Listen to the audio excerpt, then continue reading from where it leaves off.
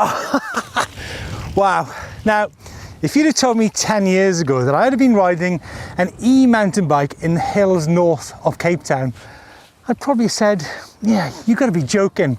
But then again, there are so many unknowns and misunderstandings when it comes to e-mountain bikes. Time then for a list.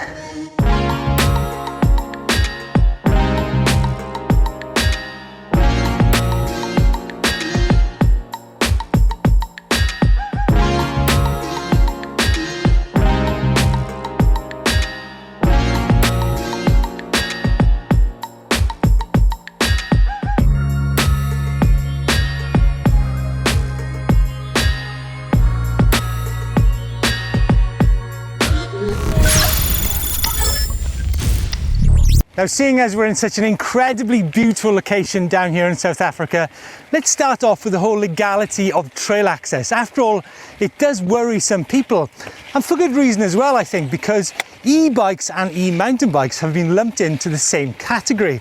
However, there are big differences, especially when it comes to speed, between the two types of bike. Now, this bike I have here is a pedal assist bike. It's restricted to 25 kilometers an hour. It's allowed to wander around these hills north of Stellenbosch. However, you can also have throttle assist e-bikes, which can go maybe 50, 70, 100 kilometers an hour. So there's clearly going to be some trail conflict if such bikes are used in this kind of environment. So I think point number one is to differentiate between e-bikes and e-mountain bikes and the legality of trail access between the two.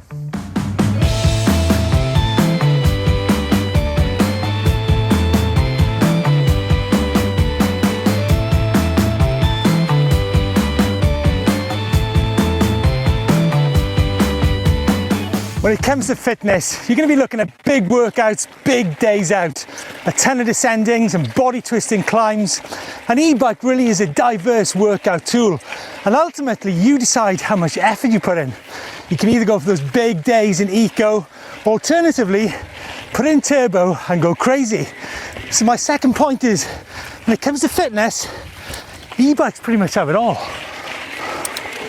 Throttles! I did say they didn't have one, right? But what about technology and information? Ah yes, displays, GPS, accelerometers, if you fall off that is, cameras, cadence, battery level, range, speed, distance, time of day, how to get you home, fitness tracking, system talk, motor talk, power lights, even heated grips. Or maybe super simple, like on this Specialized. Walk assist. Now, not all e-bikes come with walk assist, and for most people it's not really that necessary.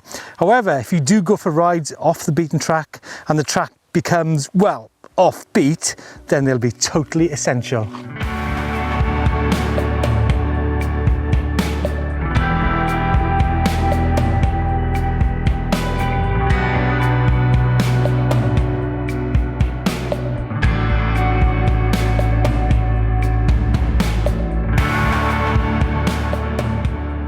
Now, weight is one of the great myths about e-mountain bikes. It's actually very difficult to get people to adjust this into their heads.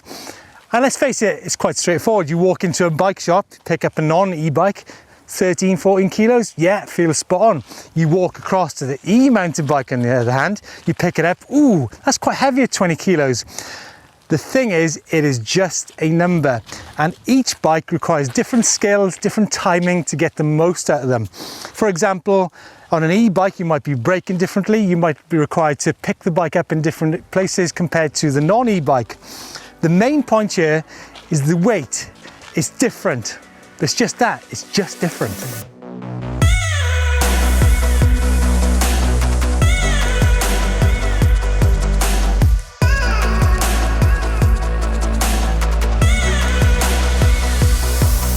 Now, another thing you might not know about e-mountain bikes, and again, this is a comparison with a non-e-bike, is that of stability. E-bikes are incredibly stable when you're going downhill, and a lot of people will gain a lot of confidence out of that. Now, another thing which is related to that is actually your fatigue. Now, if you rode an e-bike on, say, a 10-minute downhill stage compared to a non-e-bike, you actually might find you've got less fatigue in your body, simply because you're not moving around on the bike quite so much on the e-bike. So there you go, confidence, stability, e-bikes, yeah, definitely on the up. Now, one more thing you might not know about e-mountain bikes is that there are e-bike specific components and parts, such things as wheels, as tyres, as seats, and I can guarantee you an e-bike specific seat is worth every penny. And then such things as suspension, and there are actually regulations governing parts like that in terms of the system weight.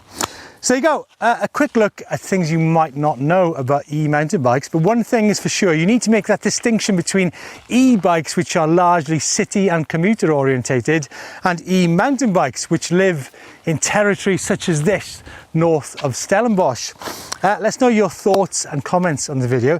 If you need to know anything about e-bikes which you don't not already know, let us know in the comments down below. In the meantime, have a look at this video which I've done on motors, everything from torque to speeds, and the pros and cons of each one. That's it from Stellenbosch. I'm going to head up into those hills for a bit more riding.